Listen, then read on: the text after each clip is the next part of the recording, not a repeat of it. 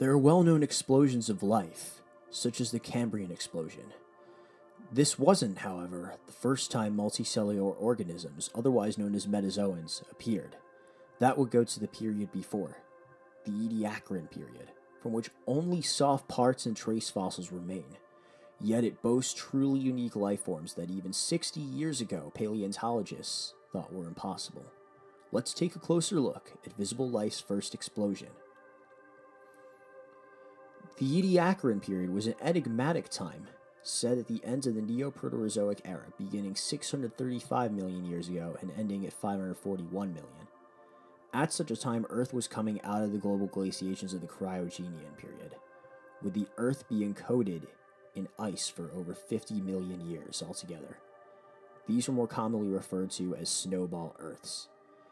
There was an interval after the first event, the Sturdian glaciation, when the planet temporarily warmed up, allowing cyanobacteria and algae to thrive. For now. It wasn't until after the next events, the Marinoan glaciation, when the climate recovered to warmer temperatures, and macroalgae, which were lucky to survive, were given opportunities to rebound from the constraints and evolve into new forms. It wasn't until 575 million years ago, 60 million years into the Ediacaran, that metazoans existed.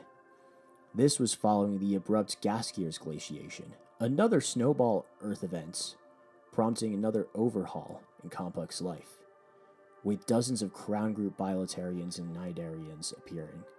This was the Avalon Explosion. Perhaps the most famous find of the Ediacaran, the Holy Grail, was Dickinsonia, an elliptical leaf-shaped organism that was very large, well, for its time.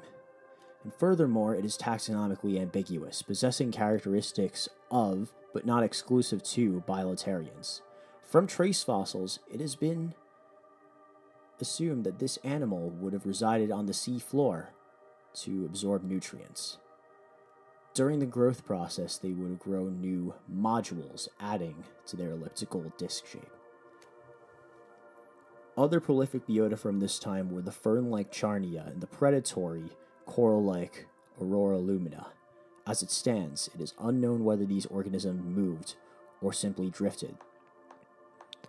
They were most likely sessile, acquiring nutrients that came near them. What is known, however, is that they did not possess orifices or eyes.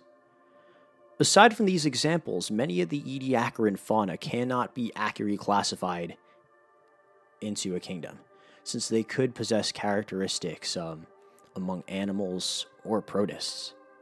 So, Ediacaran were the first multicellular organisms, so why would multicellularity be evolved? Why would such an expensive evolutionary strategy be adopted, let alone be so widespread?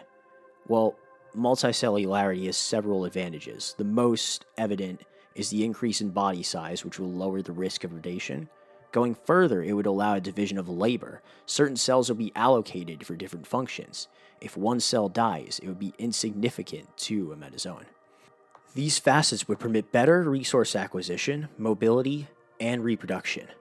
As such, the trophic levels of ecosystems will expand, constituting a greater effect on the surrounding environments.